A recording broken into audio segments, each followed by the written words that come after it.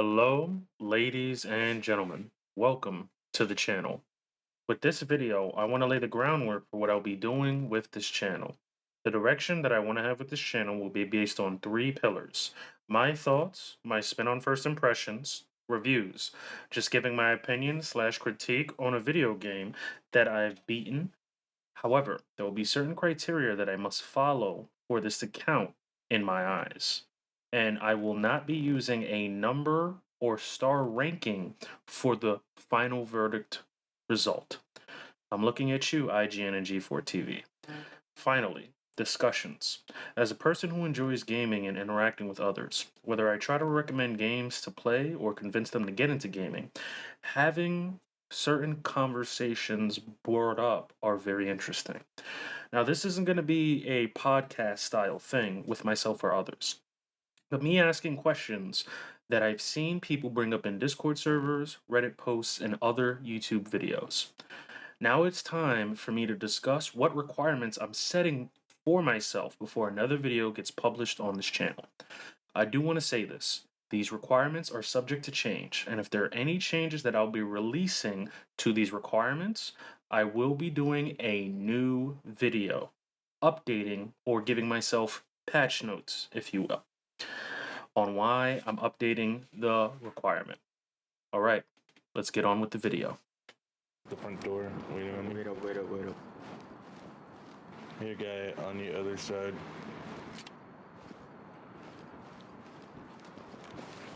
Wait. Anybody got C4? With my thoughts, I wanted to put a spin on the first impressions name, and that's pretty much it. But with all seriousness, I feel as if games need a bit more time for first impressions. So, with that, these are some of the requirements that I will be using.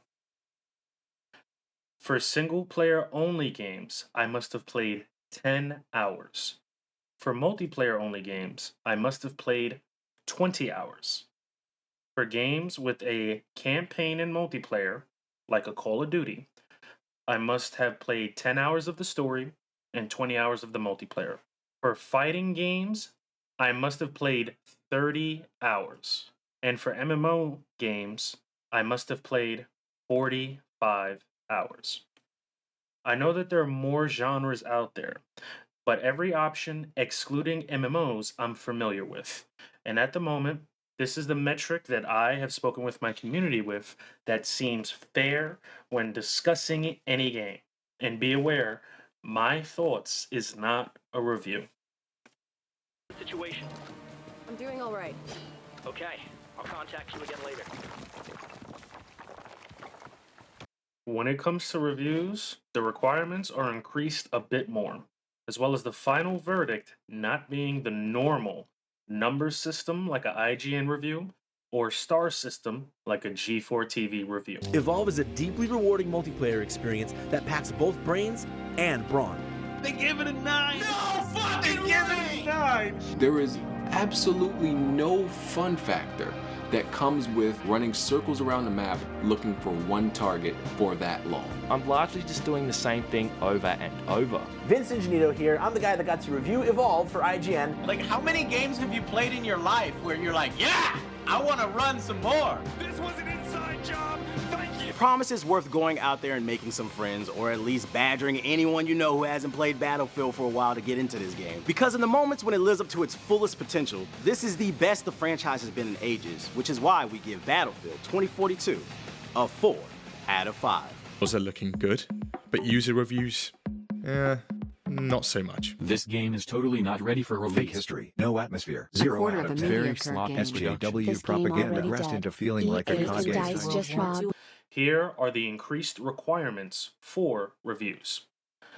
Single player only games, I must have completed the main game and 5 hours on the hardest difficulty. For multiplayer only games, I must have played 50 hours. For games with a campaign and a multiplayer, like a Last of Us Remastered, I'm combining the requirements from single player only and multiplayer only games into one. For fighting games, I must have played 75 hours. And for MMO style games, I must have finished the base content and possibly the first DLC as well.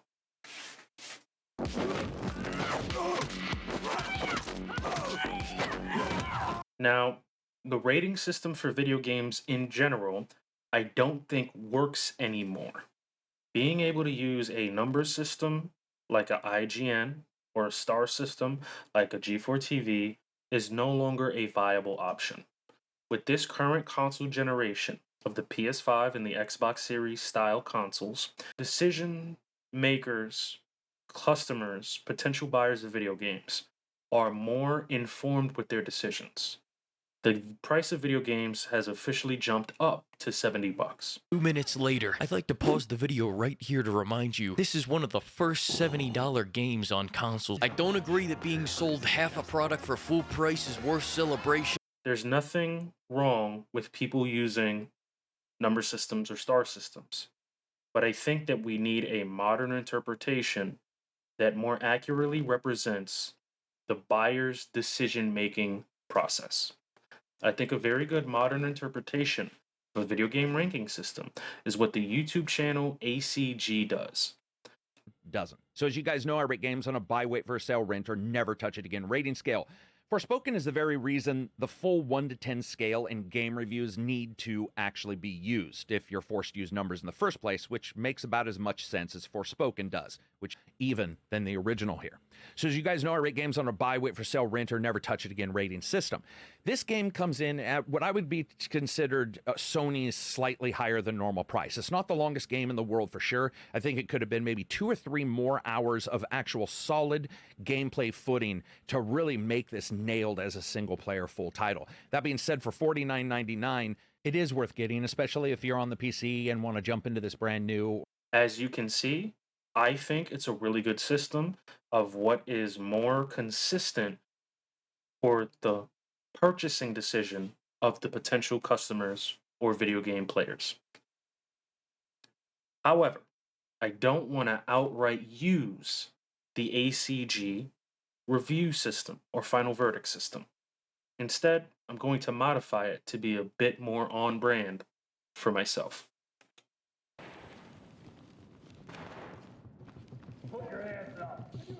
I just got one outside to the right. This is the AOP method, and this will only be used on reviews of video games and not first impression videos. A equals an immediate purchase. Regardless of release date, regardless of price, regardless of flaws, issues, bugs, glitches that the game has, I think the game is worth the price, whether it's on sale or not, and you will have fun playing this game.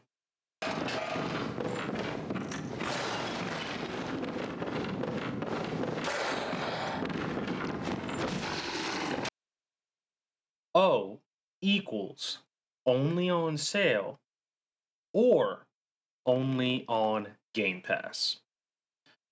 With a bigger and bigger rise in games launching in incomplete states or with roadmaps, gamers feel that a lot of games are launching in either incomplete states or buggy messes, to the point where they might purchase a game now and have to wait years for it to finally feel playable and complete. However, the incomplete game launch seems to be a part of gaming that's here to stay. Because of that, I have added the only on Game Pass option. With Game Pass, Xbox was able to do something that even PlayStation wasn't able to capitalize on with PlayStation Now before it got rebranded to the multi-tier PlayStation Plus system. They were able to have a sort of hub that you can pay a subscription fee for to play the full, complete game without having to purchase it. We're not talking about demos, we're not talking about trials, we're talking about the full, complete game from beginning to end, from opening to credits, DLC or not, you're able to play the entire product. And Xbox Game Pass has been Microsoft's sole focus with the Xbox One console generation. And due to that, they were able to open up partnerships with EA and their EA Play subscription service. So not only are you getting the games in the Xbox Game Pass catalog, but also EA Play's catalog, which I find very interesting. And because it is a cheaper option to spend $15 a month and you have a wide variety of games that you can play, I do find that it might be more people's go to going forward. Because if a game starts off buggy and later on it gets better and is released better and it's on Game Pass, I think I would be able to recommend it there. However, the only on sale option for me means, hey, I don't think the game is in an incomplete state. It shows promise. It's something that I would keep a lookout for. Maybe wait for the game to have a complete edition or a deluxe edition or a gold edition where all of the content for the DLC has been released and you can buy that version of the game and get all of the content in one price bracket instead of buying the game plus the DLC separately. Or the game gets better later on, but because of the initial sales not being so well, price is reduced. Anytime I will offer the O option, I truly feel like there is something going on with the game that makes me a little wary for an immediate purchase. And because of that, I would be recommending only on sale. And if the game is on Game Pass, I might say, if you're a Game Pass member, check it out on Game Pass. You might like it. P stands for pass on this game. This will be the option for me to think that the game should be avoided. You should not spend any money on this game. I personally don't think that you will have a good time, regardless of aspects of the game being good, but the product as a whole, there's just too many issues for me to avoid, to me to ignore, to say this is a good product. I'm not saying games aren't diamonds in the rough. I'm not saying that games cannot come back from that initial launch and become great years down the road. But if we're talking about how games in recent history have promised something for a game at launch and not only failed to deliver, but have taken years just to get the base game stable, and this has been consistently happening throughout the years, um, it's going to be hard for me to like, hey, only on sale this kind of game. And that's the reason why I have this option. Like any game that I think still has promise, regardless of the issues, will be only on sale. But for games that I think are going to just be really a time waster, a money waster, and the end result is not having fun, I would say pass on this game. Life insurance policy. You know, our job interview has a 5% mortality rate. Statistically, the odds were low that you would die before we hired you, but I allowed myself to be an optimist. Your parents should have treated you better. Yours should have treated you worse.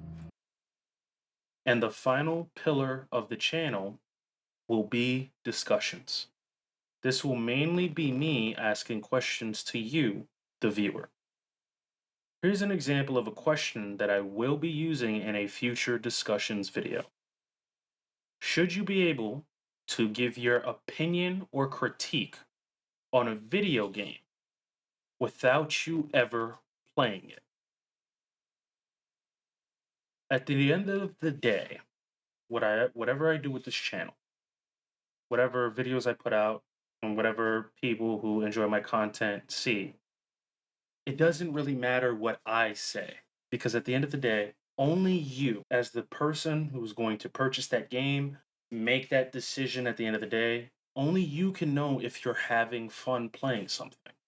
Whether it's a game that is critically panned and everybody says don't buy it, and you have fun with it, or a video game that everybody praises and you dislike. Only you know if you're going to have fun with something when you play it. And because of that, I will always be appreciative of anybody who watches my videos in the future. But it's something that I did learn that you should be playing video games because they're fun. And if they're not fun, why would you keep playing it? Personally. Now, on to the shameless plugs. I do apologize, but I do have to put this in here to showcase a level of transparency that I don't think a lot of the access media here on the gaming side of the world or the gaming side of the industry do, is that any game prior to it being a my thoughts or a review or discussions on this channel, they will always be streamed on twitch.tv/AOP Productions. There, I will be playing games, doing reviews, chatting with the community live. So if you want to see me giving my thoughts live, my experiences, or you just want to see that, hey, this person has played this game when they're talking about it, that is the best place for you to go. Also, I have a very small Discord server. If you guys want to come in, have these discussions, whether I'm live streaming, whether I release the video or not, I'd be more than happy to have you come aboard. So, ladies and gentlemen, thank you again as always. I really do appreciate you watching this video to its completion, and I hope to impress you guys or make stuff that you guys enjoy to watch and that I enjoy to make. Please be safe, please be well, and make sure that you're always on point. Speaking of that, we were smoking on that baby pack. Was sad to say there was a lot of people mad at that. Death you can't celebrate unless they're young and black. Record labels, yeah, they loving that. I feel like ain't nobody really listening to rappers when they talk about their traumas and predicaments. Like y'all just wanna fetishize the hood and never visit it. Niggas die, labels profit, and nobody gives a shit. They don't get we really living that. They just wanna dance to your trauma if you ever peel it back. Niggas die pouring their heart into every rap. Just to be a fucking meme on the internet.